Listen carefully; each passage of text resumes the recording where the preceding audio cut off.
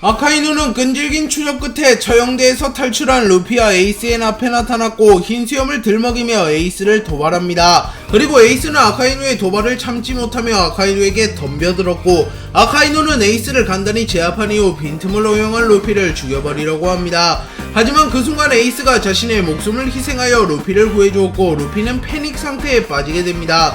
그리고 그것을 목격한 거프 역시 큰 충격에 빠졌고 에이스의 공개 처형을 앞두고도 냉정함을 유지하던 거프의 이성의 끈이 끊어지게 됩니다. 그리고 거프는 매우 분노하며 아카이누를 향해 걸어갔고 그 누구도 거프를 말릴 수 없었습니다. 하지만 그 순간 센고쿠가 달려와 거프의 얼굴을 땅에 쳐박아 버렸고 거프에게 어리석은 짓 하지 말라고 말합니다. 그리고 거프는 날 그렇게 짓누르고 있어라 센고쿠, 아니면 난 사카즈키 저 자식을 죽여버릴 거야 라고 말합니다. 그렇게 이 장면을 보면 센고쿠가 사실상 거프를 막을 수 있는 유일한 존재라는 것을 알 수 있으며 만약 센고쿠가 없었더라면 해군의 내부 분열을 막을 만한 인물이 없다는 것을 알 수 있습니다. 미호크는 매의 눈이라는 이명을 가진 인물이며 실제로 매와 유사한 눈을 가졌습니다. 그렇게 미호크가 매의 눈이라고 불리는 이유는 단순히 미호크의 눈이 매의 눈과 유사하다고 추정되어 왔습니다. 하지만 최근 원피스가 연재되면서 패기에 대한 설정이 풀리게 되었고 샹크스는 견문색 패기를 이용하여 상대방의 견문색 패기를 차단할 수 있는 경지에 올랐다는 것과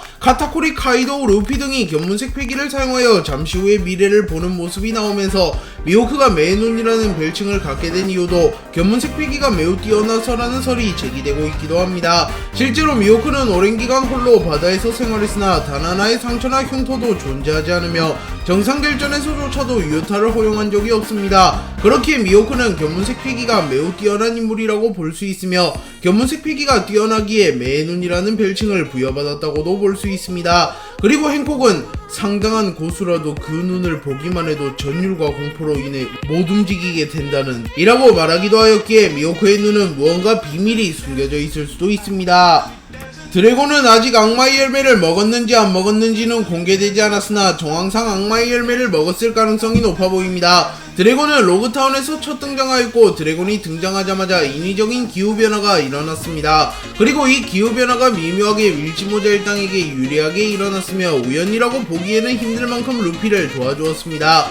루피는 버기에게 붙잡혀 사망할 위기에 처했으나 갑자기 번개가 내려쳐 버기는 큰 충격을 입었고 루피는 무사히 위기를 타파했습니다. 또한 엄청난 폭풍과 몰아치며 밀지모자 일당은 스모커의 추격을 피해내기도 하였습니다. 또한 스모커가 루피를 붙잡자 갑자기 엄청난 폭풍과 몰려오며 스모커를 날려버리기도 하였습니다. 그렇기에 드래곤의 악마의 열매 능력은 기후와 관련된 악마의 열매로 추정되며 드래곤이 아들인 루피를 도와주기 위하여 자신의 능력을 사용하여 기후를 조작했다고 추정해볼 수 있습니다. 그리고 드래곤이 먹은 악마의 열매는 자연계 악마의 열매, 바람바람 열매, 자연계 악마의 열매, 기후 열매, 동물계 환수종 악마의 열매, 용용 열매, 모델 드래곤, 동물계 환수종 악마의 열매, 모델 천둥새 등 다양한 열매로 추정되고 있긴 하지만 아직 드래곤이 무슨 열매를 먹었는지 정확히는 알 수 없습니다. 또한 날씨를 급변한 것이 우연일 수도 있으며 악마의 열매 능력이 아닌 어떠한 도구를 이용하였거나 드래곤이 제3자의 능력을 빌린 것일 수도 있기에 드래곤이 비능력자이거나 기후와 전혀 관련 없는 열매를 먹었을 가능성도 존재합니다. 천룡인들이 세계 귀족이라고 불려왔기에 독자들은 귀족보다 상위 단계라고 볼 수 있는 세계의 왕이 존재할 것이라고 추정해왔습니다. 그리고 실제로 천룡인들보다 지위가 높으며 천룡인들의 왕이라고 불리우는 존재인 이무가 등장했습니다. 그렇게 아카이누가 오로성에게 말한 천룡인은 이무라는 것을 알 수 있으며 오로성과 천룡인들조차 이무의 명령을 따르는 것을 알 수 있습니다. 이무는 존재 자체가 미스터리인 인물이며 아직 자세한 정보가 드러나지 않았기에 이무와 관련된 거의 모든 것이 아직은 그저 추측에 불과합니다. 또한 원피스 세계관 인물들조차 이무의 존재 자체를 알지 못하며 사왕이나 해군 원수, 혁명군조차도 이무의 정체를 알지 못하는 것으로 묘사되었습니다. 그리고 사보가 존재하지 않을 것으로 추정되었던 존재인 세계의 왕 이무를 목격한 이후 드래곤에게 이 사실을 전달하려고 하자 이무가 직접 나서 루루시아 왕국과 함께 사보를 세상에서 지우려 한 것을 보면 이무의 정체를 아는 것만으로도 제거 대상이 됨을 알 수 있습니다. 그렇기에 과거 로저 이전 최강의 적이었던 록스가 세계의 금기를 알아버리는 바람에 제거되었다고 전해지는데 이때 록스가 알아버린 세계의 금기가 이무라는 설도 존재합니다. 그리고 이분은 원피스의 최종 보스로 추정되는 인물이며 현 원피스 세계관의 최강자로 추정되는 인물이기에 이무가 루피의 인생 최대의 적이자 최후의 적이 될 가능성이 높습니다. 또한 루피가 원피스를 찾아야 하는 이유가 어쩌면 원피스가 이무를 상대하기 위한 초석이나 최소 조건일 가능성도 존재하기에 이무와 여태 루피가 상대했던 적과는 차원이 다름을 알 수 있습니다.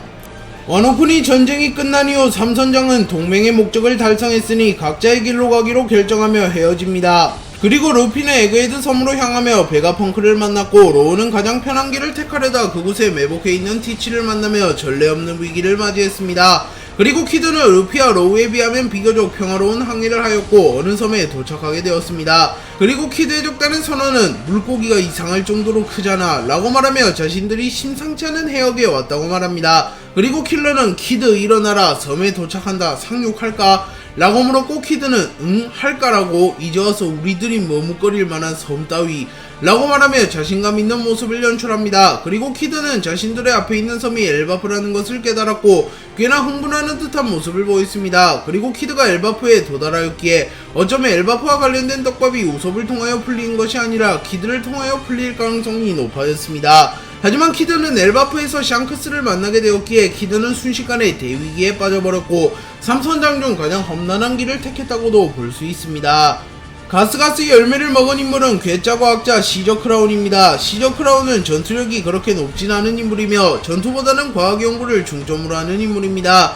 하지만 가스가스 열매라는 사기적인 악마의 열매를 먹었기에 웬만한 인물들은 시저 크라운을 건드리지조차 못하며 시저 크라운은 실제로 어지간한 침입자들을 자신이 직접 처리하였습니다.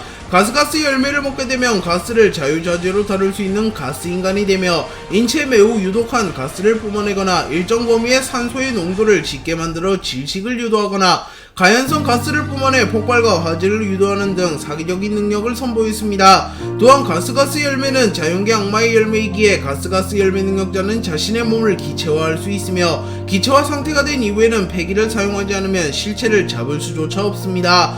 또한 시저 크라운은 독가스를 정화하는 능력도 보이며 광범위하게 퍼진 독가스 속에서도 전혀 중독되지 않는 모습을 보였습니다. 또한 시저 크라운은 과거 닥터 베가펑크와 비견될 만한 천재 과학자였기에 과학적 지식도 뛰어난 인물입니다. 그렇기에 가스를 다양한 방식으로 활용하는 모습을 보이며 악마의 열매를 매우 잘 활용하는 모습을 선보였습니다. 다만 복용자 자체가 그렇게 강한 인물은 아니었기에 루피에게 너무나도 쉽게 당하였으며 이를 본 베르고는 상위의 폐기 사용자를 상대로 가스를 넓게 펼쳐봐야 관역만 넓어질 뿐이다 라고 말하며 시저 크라운 정도의 인물은 자연계 악마의 열매를 먹었을지라도 신세계의 강자들에게는 상대가 되지 않음을 암시하였습니다. 로빈이 먹은 악마의 열매는 초인계 악마의 열매 꽃꽃 열매로 이 열매의 능력은 자신의 신체 일부를 꽃처럼 피울 수 있는 능력입니다. 그리고 꽃을 한두 송이만 피울 수 있는 것이 아니라 최대 200송이까지 피울 수 있는 능력이기에 매우 까다로운 능력으로 평가받고 있습니다. 그리고 로빈은 내 앞에서 스피드는 무용지물이다 라고 말할 만큼 꽃꽃 열매의 능력을 이용하여 빠른 스피드를 보여주는 캐릭터인데요. 왜냐하면 로빈이 꽃을 피우는 원리는 로빈이 인지한 대상에게 즉시 꽃을 피울 수 있기 때문입니다. 그렇게 로빈은 알라바스타 시절에는 그야말로 압도적이었으며 밀지모자 일당에서도 루피와 조로를 제외하면 로빈을 확실히 이긴다고 장담할 만한 인물이 없을 만큼 로빈은 빠른 스피드를 선보였습니다. 그리고 현재까지 로빈이 꽃꽃 열매의 능력을 사용하여 제압한 인물은 델린저, 페루, 프랑키, 하쿠바 모두 캐번디시가 있습니다. 다만 신세계에 들어선 이후에는 로빈도 파워 밸런스에 밀려나게 되며 이전과 같은 활약을 하지는 못하고 있습니다. 하지만 로빈은 꽃꽃 열매의 능력을 꼭 전투에만 활용하는 것이 아니라 귀를 피워 도청을 하거나 눈을 피워 염탐을 하는 모습을 보이며 악마의 열매 능력을 잘 활용하는 모습을 보여주고 있습니다. 스모커는 정상결전에서의 활약과 그간의 활약상을 인정받아 중장으로 진급하였고 G5 지부의 중장으로 활동하였습니다. 그리고 스모커와 힘을 합쳐 더플라밍고의 부하였던 G5의 기지장 베르고를 쓰러뜨리는 데 성공하였고 로우는 다음 계획을 위해 자리를 비웁니다. 그리고 스모커는 기지에 남아 부상자를 수습하고 있었는데 베르고가 패배했다는 소식을 들은 더플라밍고가 나타났고 스모커는 곧바로 더플라밍고와 싸우게 됩니다. 당시 스모커는 베르고보다도 명백히 아래였는데 더플라밍고의 상대가 될 리 없었고 결국 부하를 지키다가 빈틈을 허용한 뒤 더플라밍고에게 초살당합니다. 그리고 분노한 도플라밍고는 스모커를 죽여버리려고 하였으나 그 순간 구 3대장 중 한 명인 아오키지가 나타났고 아오키지는 순식간에 도플라밍고를 얼려버립니다. 그리고 도플라밍고는 가까스로 얼음을 깨부순 뒤 아오키지가 왔다는 것을 확인하고 아무리 분노했어도 사리분별은 할 수 있었는지 아오키지를 보자마자 도망쳐버립니다. 그리고 스모커는 과거 자신의 동료였던 아오키지와 만담을 나눕니다. 또한 일부 독자들은 스모커가 훈련을 안 하는 이유가 있었네, 궁이 아오키지 소환인데 훈련 왜함? 해군대장 소환술 익히느라 화이트 블로우밖에 못 익힌 듯 등의 반응을 보이며 갑자기 등장하여 스모커를 구해준 아오키지를 보고 놀라는 듯한 모습을 보였습니다.